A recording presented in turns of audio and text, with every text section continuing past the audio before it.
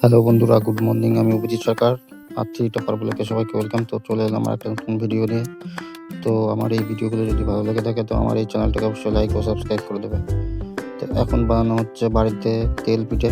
তো তোমরা এই পিঠেটাকে কে কী বলো সবাই জানাবে আমাকে। আমরা তেল পিঠে বলে থাকি। দেখো কীভাবে বানাচ্ছে।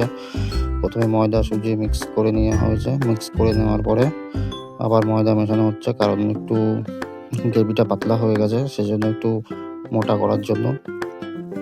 তো তোমরা এই পিঠেটাকে কি বলো তো সবাই আমাকে কমেন্ট বক্সে জানাও। আর কীভাবে তৈরি হচ্ছে দেখো, এটা আমাদের চুলা আর ওইটা আমাদের রান্নার মাটির উনুন।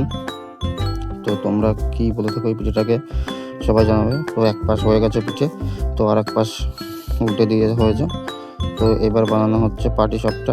তো এই পাটিসাপটা দেখো কীভাবে বানায়। প্রথমে পাটিসাপটাটাকে তাওয়ায় দেওয়া হয়েছে, তারপরে এটাকে দেখো কতগুলো পাটিসাপটা বানানো হয়ে গেছে, রেডি হয়ে গেছে। তো এই একটা নতুন বানাচ্ছে। তো এবার পুর দেওয়া হলো। এবার এই পুরটা হলো মাখা সন্দেশের পুর। তোমরা অন্য কোনো পুরও দিতে পারো, নারকেলের পুর বা অন্য যে কোনো পুর দিয়ে বানাবে। এবার পাটিসাপটাটাকে উল্টে এপাশ ওপাশ করা হচ্ছে, যে উল্টে দেওয়া হচ্ছে। উল্টে দেওয়া হলেই তারপরে কিছুক্ষণ রেখে দেওয়ার পরেই আবার হয়ে যাবে।